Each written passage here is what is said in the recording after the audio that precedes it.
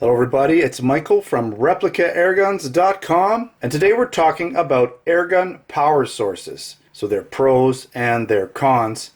I know a lot of you have been following the channel, a lot of you are what we'd call avid airgun shooters or collectors, and so you may already know a lot of this, and I have covered some of these topics in other videos. I have compared different types of airguns to other airguns, like springers to pumps to CO2. All of that, but I've never really put it into one video, so this video is going to kind of put it all together and hopefully help some of the newbies or some people that are just getting into the airgun hobby. And we're specifically talking about airguns today, not airsoft, because really power sources, there is a bit of a crossover between airgun and airsoft, of course, but today we're going to focus in on airgun. Okay, so what power sources are we comparing here today?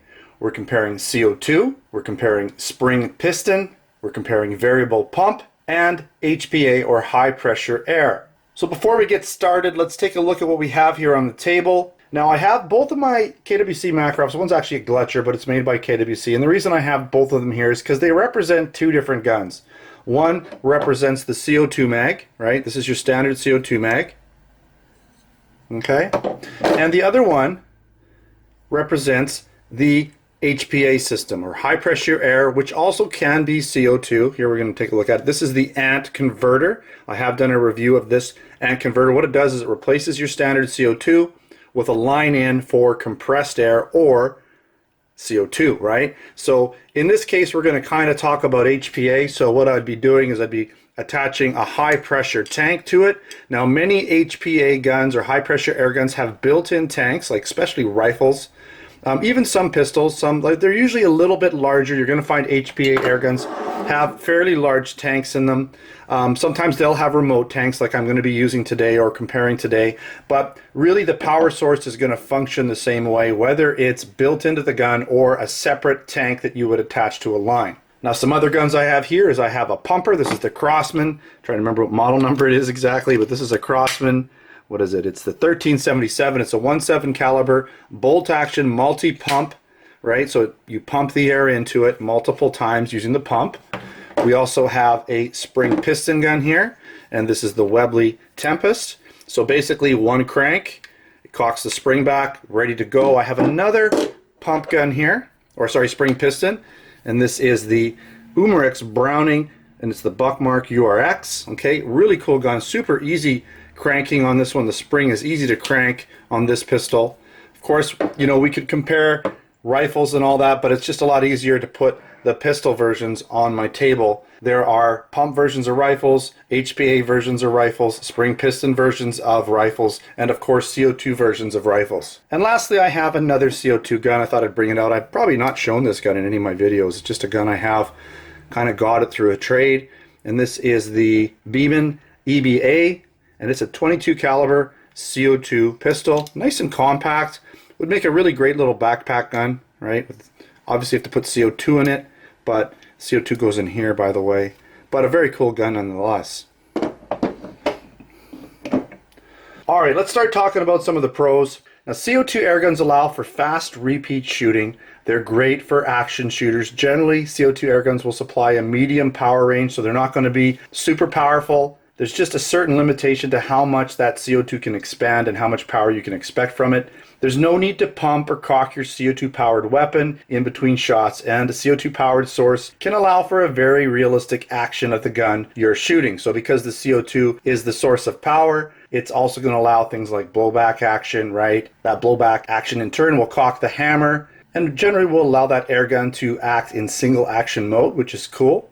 Very good for simulating a real gun. Now spring piston airguns are best suited for single shot situations.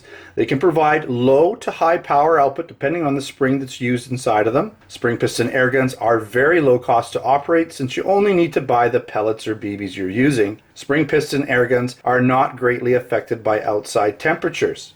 Now to give you an example, we have two spring piston pistols on the table here, the Webley Tempest and the Umerix Browning Buckmark.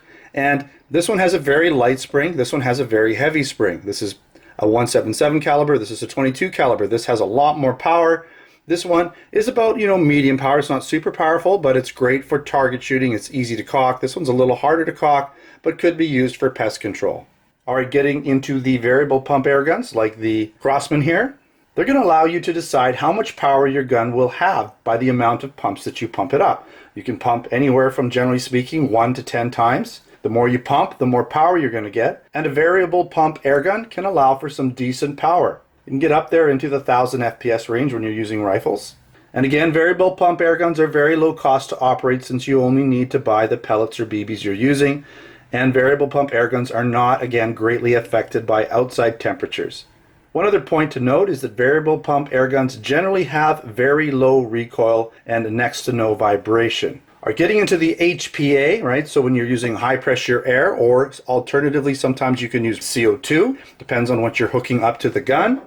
So HPA air guns do not require pumping or cocking in between shots unless it's like a bolt action or something like that. You might need to work the bolt. And some even come in semi-automatic. They'll have magazines that you put in there, and they'll have a semi-automatic action or some sort of a bolt again to allow for fairly quick multiple shots. HPA air guns can have a very high power output, probably the highest power out of all of these types of guns, the highest power source, and can even be used on larger game when you're using larger caliber ammunition. And some of these HPA guns can get up to 50 caliber slugs in them. And again, HPA air rifles have lower recoil. Of course, that depends on the size of the ammunition and how powerful it is, and they have very low vibration.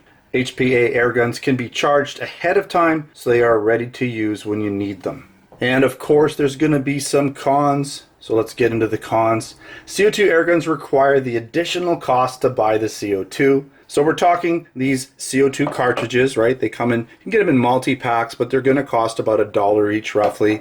You can get these bulk CO2 tanks that you could hook up to the HPA systems that hold CO2. These will, they'll average the cost down, of course, because to fill one of these up is going to be a lot cheaper, but that's a little different setup. CO2 air guns have a limited power output and lose power as you shoot them. As they get colder, as the gun gets cold, you lose power, and as you use up CO2, you generally lose power in the gun. CO2 air guns are greatly affected by hot and cold temperatures and will have less power in colder environments and may not even work in super cold temperatures. Now, spring piston air guns require cocking before each shot, so you're not going to be able to do semi-auto shooting at all, and depending on how hard that gun is to cock, it might take a little bit of effort, so some time in between shots. Spring piston air guns can have a lot of recoil and vibration, probably the most recoil and vibration. It's not really from the ammunition leaving the barrel, it's from that spring moving back and forth.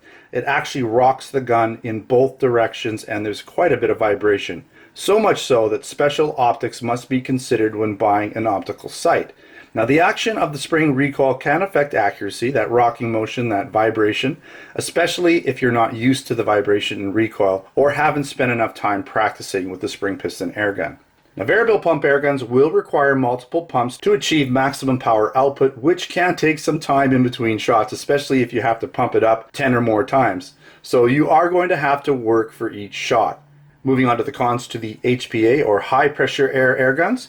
They're either going to require the use of a manual pump to fill their built-in air tank to maximum pressure, and it does take a lot of time to manually fill one of these internal tanks. Now, alternatively, you can have the air tank filled at a shop, like a paintball shop or someplace like that, or you can buy your own pressurization system, similar to what scuba divers use. They use these high pressure systems to compress the air into their tanks, but that setup is fairly expensive. It's going to cost you a lot of money. It will save you time, but there's a lot of money involved in that type of system. Now, HPA air guns are generally a little bit more bulky than other air gun systems since they have to accommodate fairly large air pressure tanks in their build. Alright, that wraps up this video on airgun power sources. I hope it's been informative to at least the majority out there. I know a lot of you have been using airguns for a long time and know at least the majority of the stuff. But again, we do have a lot of new viewers who pop in here and check out the channel and check out the website over at replicaairguns.com. So hopefully this has been helpful. Alright, thanks for watching another Replica Airguns video. Don't forget to subscribe. Check me out on Facebook and Twitter. Username is Replica Airguns. Also come on down to replicaairguns.com where I have articles, posts, reviews, usually a written version of this video that you can check out. We also have our Canada and US online Replica Airgun stores where we sell air guns, BB guns, airsoft guns, blank guns, pellet guns, knives, and other accessories. Thanks for watching. Until next time, take care.